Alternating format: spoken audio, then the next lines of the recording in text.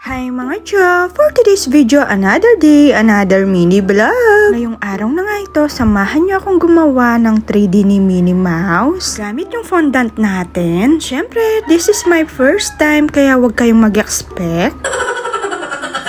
Nakat ko na pala ito kanina. And yes, mano-mano is real. Hindi ko na nga ito nakuhanan dahil nakalimutan ko, vloggeris pala tayo. Yay! O diba, naghuhugis Minnie Mouse na? Lalo na kapag nalagay pa natin yung ribbon niya. Ngayon ko na-realize na napakahirap pala gumawa ng mga ganito. Kaya hindi na ako nagtataka kung pricey yung mga ganitong cake. Sabi nga ng mga ibang bakers, kung sa palagay mo yung quality ng gawa mo ay worth it sa price na binigay mo, then hindi yun overpriced. Lagi mong tandaan na hindi ka lang basta nagtitinda ng cakes. Nagtitinda ka din ng pagka-artist mo. Hala? Akala mo naman talaga artist, no?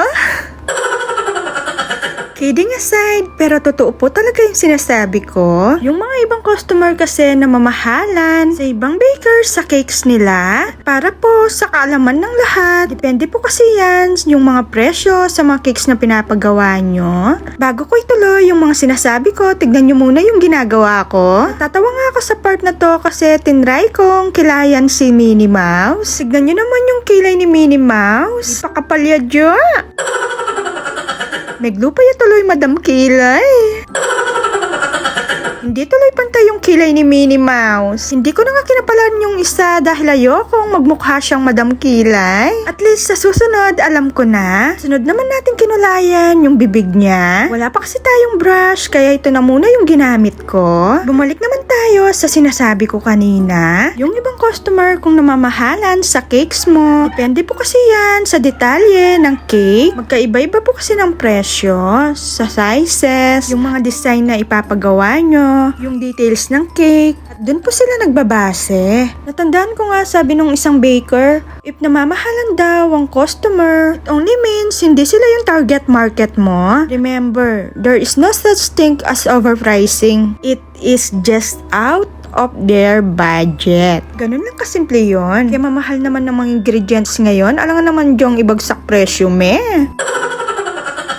Siyempre, bumalik naman tayo sa ginagawa ko. Nukulayin ko na nga ito ng color black. Food color nga yung ginagamit ko dito. At about naman, sa pandikit na ginagamit ko, water lang po yun. At buti na lang nakabili ako ng food color na black. Nagdadalawang isip pa nga ako nung binibili ko siya. Akala ko kasi hindi ko pa siya magagamit. Sunod naman, kinulayan ko na nga itong ribbon na kulay red. At sa mga oras na nga yan, habang nagkukulay ako, iniisip ko, wala pala akong kulay white. Diyos ko, sasaluan ko na kasi niyang minsan jo, binili kepo.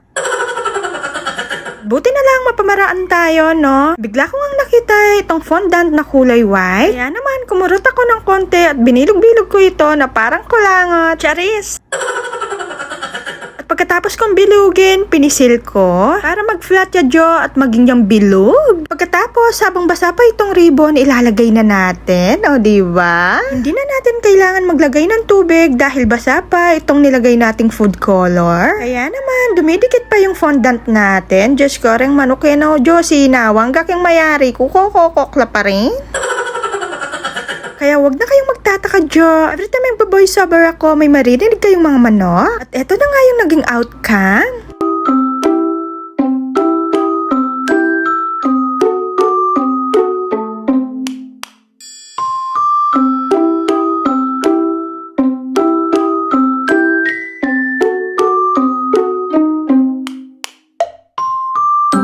Pagkatapos, ito nga yung sunod kong ginawa, yung 3D ni Minnie Mouse. Sobrang tagal ko nga itong ginawa, umabot lang naman ako ng isang araw. Masasabi kong itong si Minnie Mouse, ito yung Marites.